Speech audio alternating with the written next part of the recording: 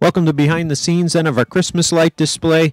Here you can see an outline of the shop of that same thing that was in our video out on YouTube of the whole Christmas Eve Sarajevo 1224.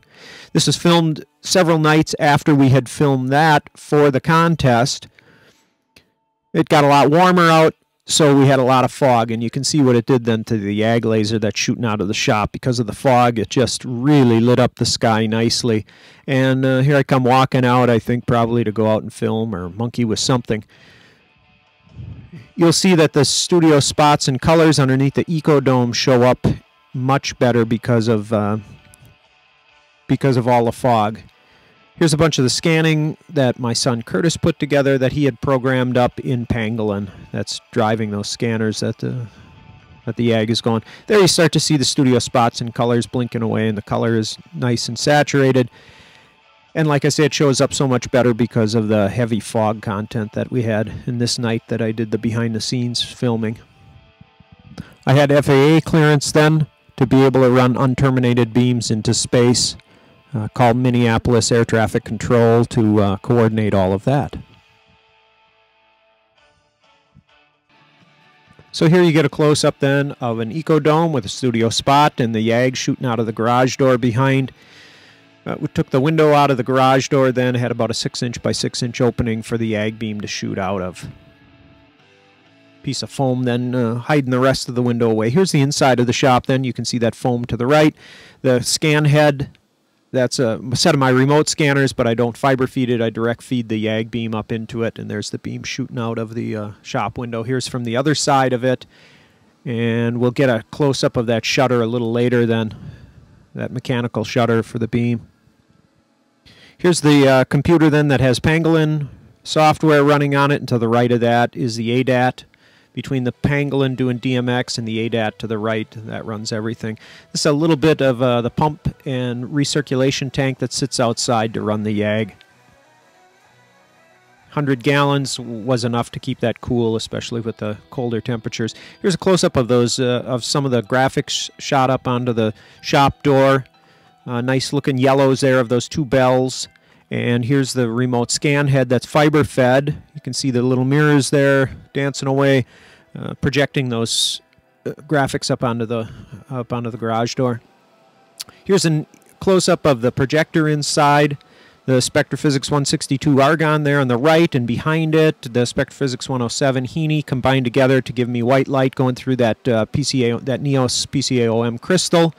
It's a 15-watt crystal, though I don't need it. Here's the fiber launch, and there's the little black fiber that runs alongside of the laser. It runs outside and goes out to that set of scanners. This is my power supply that I built for the Spectraphysics 162. While it says RPM, that is an accurate reading of amps. It runs at about 12 amps, and now it's ramping down to about 4 amps of idle current. That happens automatically, triggered here by Pangolin software. I built a couple of relay interfaces then that would run the power up and down. Here you'll see it starting up the ADAT. The ADAT has its tape backed away right now, so it's in a double stop mode, or I don't know what you call that, paused, not paused. Anyway, it just kicked into play. You'll see after a little bit of a delay, it starts playing ADAT, and that's running all of the scanners. The other thing that Pangolin triggers via DMX is this NSI MLC16 lighting controller, and that's running the studio spots and colors that are outside underneath the Ecodomes. Here's that mechanical shutter then on the YAG, and you'll see it close there, so that kills the beam that's going outside. Here's my power distribution with safety cardboard and safety cardboard removed, protecting that 240 volts AC. A buddy of mine was too scared by it. There's the back side of the Pangolin, one of the interfaces that goes to the shutter. Here's a pile of cords and the dimmers right behind it then.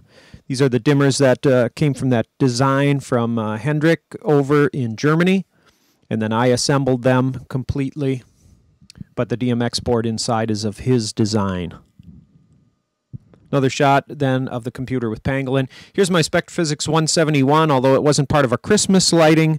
I did pull it out then just to include as a behind the scenes because I happen to like running it. So here's the 171 white light running at about, I don't know, about 10 watts or so. This is not on a very foggy night, and I had no fog outside. So what you see is what you get there. Going through a diffraction grating, just giving us all the pretty colors. Nice red balance to it. There's the dots projecting up on tree line and such, and we'll move to the inside of the shop here in a second, and there's the beam coming out of the business end of the Spectraphysics 171. There it is, white light and all. Looks like the end of the laser in the beginning of the Pink Floyd Delicate Sound of Thunder video. Close-up of the label on it. That is one cool laser. Cambridge Lasers did the rebuild on it for me. They did wonderful work. It's sitting on top of the shipping crate. Here's the Spectraphysics 270 exciter, running at 36 amps, which is its optimum for optimum current for Krypton Argon mix, or red and blue-green.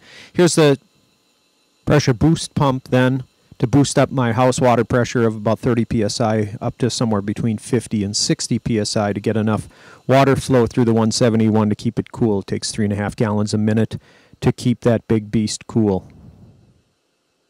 And here's the pretty beam coming out with the room lit up a bit more. Here's the Caterpillar XQ75 75 kilowatt generator then sitting outside of my shop that provides power for that 171. I have pictures here then of the dimmers that I built that run all the Christmas lighting. It's DMX 512 direct dimmers, each 16 DMX channels. Every outlet, every half of an outlet is an individual channel, so there are 16 channels per. You can see 4 IEC inputs going into them. Here's a top view of the dimmer with the cover off. Left and right, those are yellow toroidal chokes with that red wire on it. You can see the heatsink down the center and the Triac boards. Here's the DMX driver board itself with this little daughter board on top that is my zero cross detection. If you look at the video then that I have out on YouTube of the Christmas Eve Sarajevo 1224, there's a link in the information to Hendrik Hirschler's website where he sells these little DMX boards, but they don't come with this little zero cross board on them. He has a separate board for them. I redesigned his board a little bit then to give me zero cross daughter board to sit right on top, and it kind of simplifies everything and condenses it.